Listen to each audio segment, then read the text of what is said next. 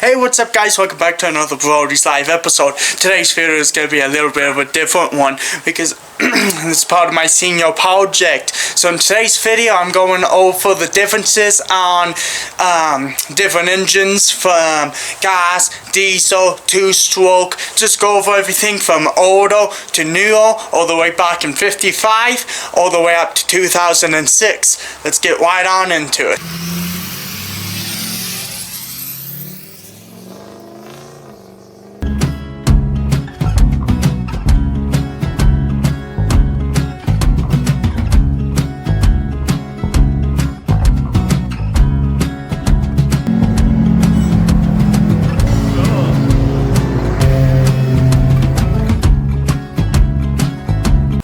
Now, I want to talk about some tools we use. These are just some basic tools I grabbed. Now, everyone needs to have some kind of a ratchet set, socket set, whatever. This is what has been around for years and years now. Just basic ratchet, wrenches, devices like that. Wrenches, sockets. All that stuff has been around forever. Coming into the newer era, you have ratchets on motors with batteries. Some more into the future, you get timing lights, so you can check ignition in advance and retard the ignition. You have power tools as well as like an impact wrench to break bolts and nuts are extremely tight, or you go to the ordinates and use a breaker bar. Specialty tools such as a pickle fork to remove ball joints, stuff like that. I'll get more on now. Basic things that basically every engine has, no matter if it's older or newer, parts may change slightly, especially on bigger stuff like the carburetor and spark maker happeners. So, you have your jug on engines, or it'll be a solid block like this engine, for example. You have your cylinder walls, whatnot. This one's a bit nasty. You got what actually makes everything happen. You got your piston wing, your piston here with the piston wings, which rides up and down inside the cylinder. This one in particular goes to this engine. You have what makes the engine actually run right, because you need air, fuel, and a way for the combustion to get out. So, here's a cylinder head. This would sit on top of your jug or the top of your engine right there. Right in between you have your head gasket to make so none of the compression from when this is pushing all the way out, it'll build compression because it's compressing that gas, fuel, air mixture, which after it senses that, it makes a spark, which causes it to go off. Now, you need your valves to open to let in that fuel and let the exhaust out. So here, you have well, that was useful. You have your intake and exhaust valves. So your intake will open, let fuel in when the piston is going down, because it's pulling a vacuum as it's pulling in, sucks the air in, and all of this has to be timed perfectly. And now you're either going to have a timing chain or a belt that goes around a sprocket or pulley up here to drive it, or you have a system like this that uses little metal rods that push in and out to open your rocker assembly, which these move up and down with those push rods that sit in here, and this opens and closes to let air and fuel, air and exhaust out. Same thing happens here, just runs off of a main pulley, or in this case a chain. With carburetors, or throttle body injection, which I'll get to in a little bit, throttle body injection, or direct injection with fuel. This case, this would have came out of, would have been a dirt bike, and it had a carburetor on it. This is actually a carburetor for it. Well, you have your this fills with gas, the bowl. You have your air come in, and inside of here, I thought I already had one taken apart, so I was going to show you inside. But there's a float that floats up and down inside this bowl to measure how much fuel and whatnot, keep it running. And then there's a jet that goes up and down in the middle. So if I take this out, you can see there's a slide in there which will open and close with the Venturi, which actually makes a vacuum of itself in those components. This is extremely hard one-handed. You can see the opening and closing in that metal wad going up and down. That metal wad goes down into this tube that has a bunch of little holes in it. So the farther up that wad goes up, the more holes open for the main jets. And that's the basics on how a carburetor works. Spark. So you have your spark plug wire and a coil pack here, or in this case what they call a magneto. There would be a flywheel here with a magnet, and it would go across here and cause it to make a magnetic field which causes spark. So that's how this magneto setup works. Let's go talk about some points. Now, let's talk about this 55 Ford F-150, F-250. This is as basic, basically as basic as you can get. This is an inline 6. There's no computer on here. Super basic. It is carbureted. So back in 55, they had it all figured out. There's actually a fuel pump which runs off of your cam, which also runs your valves. Remember when I was talking about the push rods? That's exactly what that wide's on. That sits right there. You have your camshaft that goes right there, which runs all those push rods in this particular case. And that's why there's a bunch of bumps out here. I'm pretty sure it's for the push rods to go up to the rocker assembly, which opens and closes the valves. So this fills up with fuel, same thing, it opens up, lets more in, whatnot to keep it running. Now, a points distributor, which is right here. You have all your spark plugs here, which if this has to be timed perfectly for it to run right. That's why you use a timing light. That's why we have tools like this. Now, this alone does not make spark. That's why you have this here, which is a coil. Now, in this particular case, this is a 6-volt machine. So, it takes 6 volts and converts that into how many thousand volts it needs to go down this middle wire to the distributor.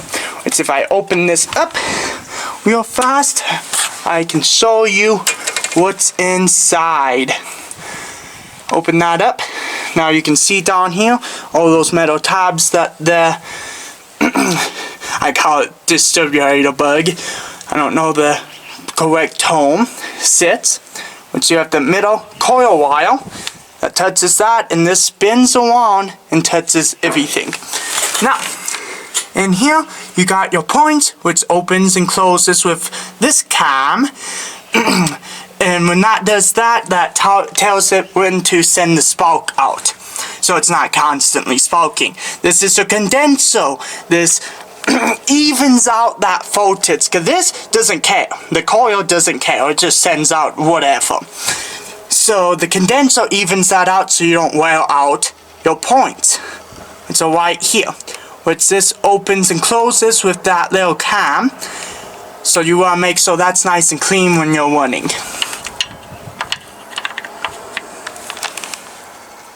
And yeah, that's a points distributor. And then that spins around, sends the voltage to what spark plugs you need. Now, remember the year is 1955 for this thing. That's why it has all this simple stuff.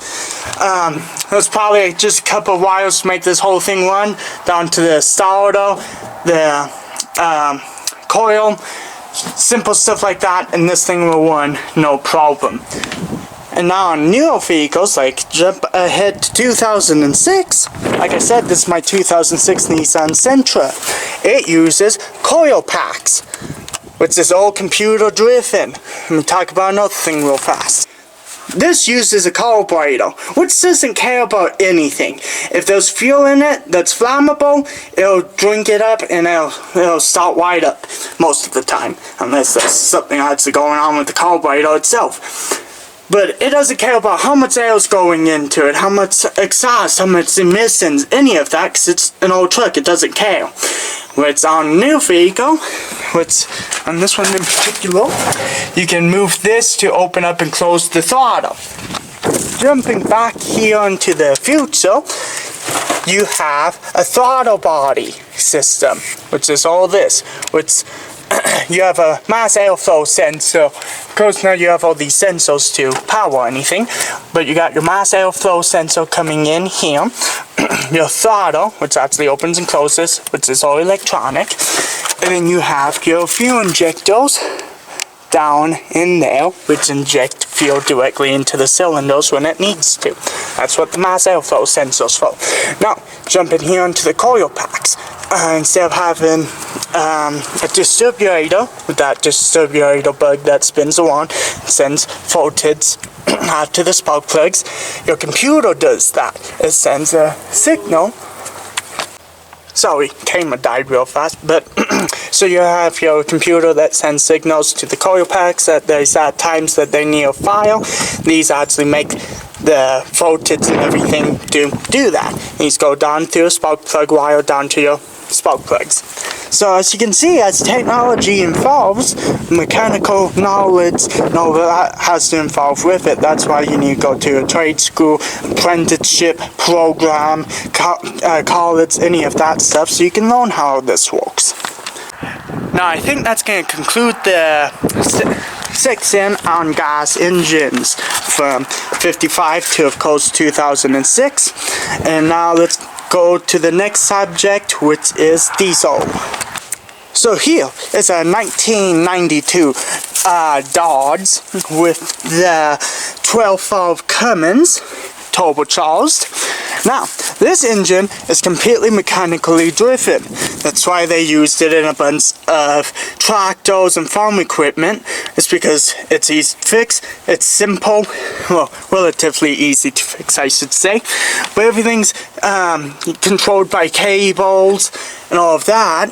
Well, on a newer diesel, I was going to show that other truck, but you really can't see anything under its hood, because it's way new.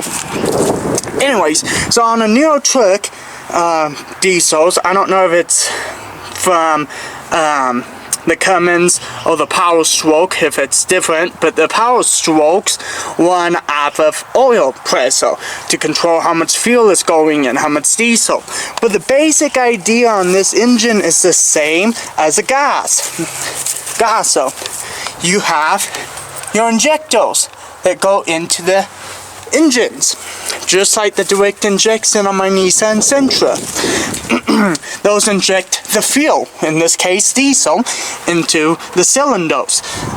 Now, diesels are supposed to have way higher compression, because the diesel takes compression to explode, not spark. But on a gas engine, you have spark, which sets off the fire. Where it's on a diesel, you use compression, you compress that diesel, and it blows. And that's how one of these ones. You use a turbocharger to take the exhaust coming out of the engine, which is opening and closing from valves. The exhaust comes through, spins a turbine, which sucks air in to give it a little bit more power. Here is this F350 Power Stroke, which in this case it's of course a diesel, but this is all computer driven, all of that. 24-volt system instead of 12 volts or 6 volt. This is all computer driven. It has actuators and checks oil pressure to see how much fuel to put in, all of that stuff. As you can see, you can't see anything under this hood.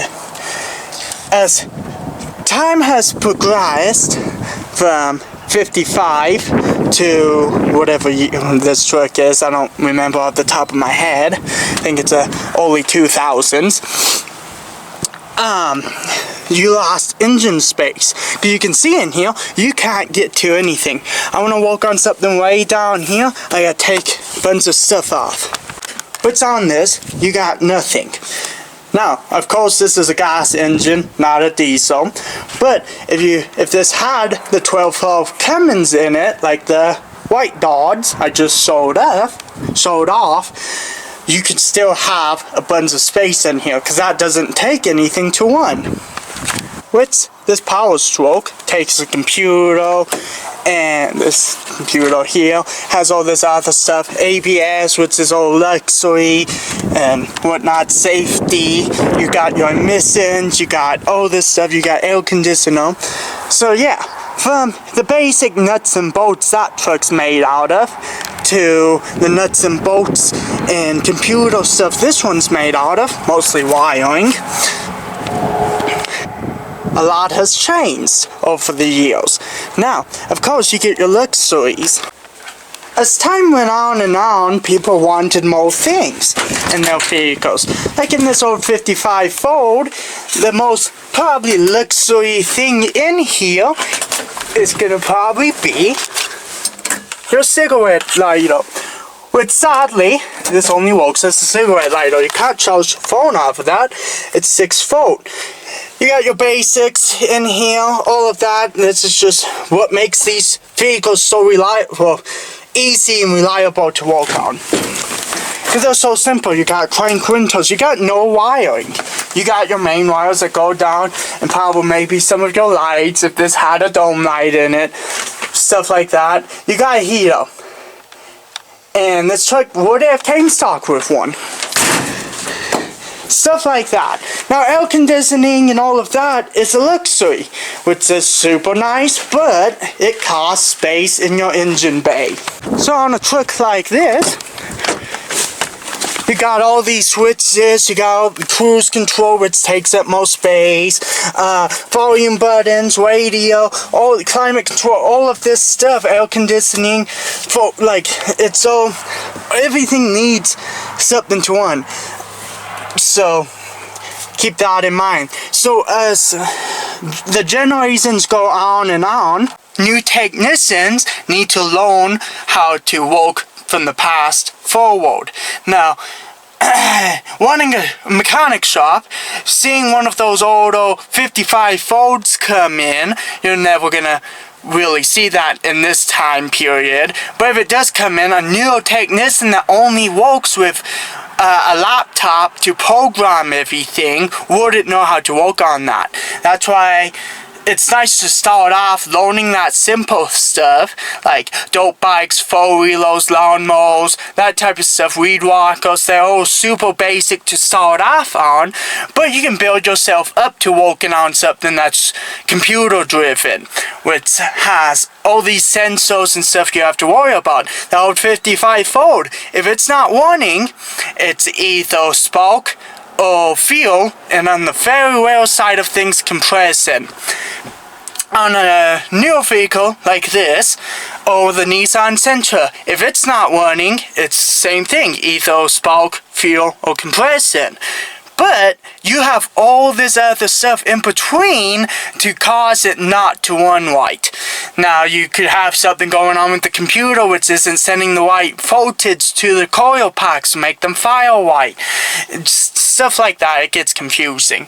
So learning from the past forward is the better than learning all on the newer vehicles. So that's gonna do it for today's episode. Hopefully you liked it. I know it wasn't my regular content, but I had to do it for my senior project, so why not make a video for my YouTube channel for it as well? So that worked out perfectly, and sorry I haven't uploaded. I've been extremely busy trying to get school finished with, so hopefully I start posting some more. The trailer's coming along great too, so stay tuned for all that stuff. Catch you guys in the next video.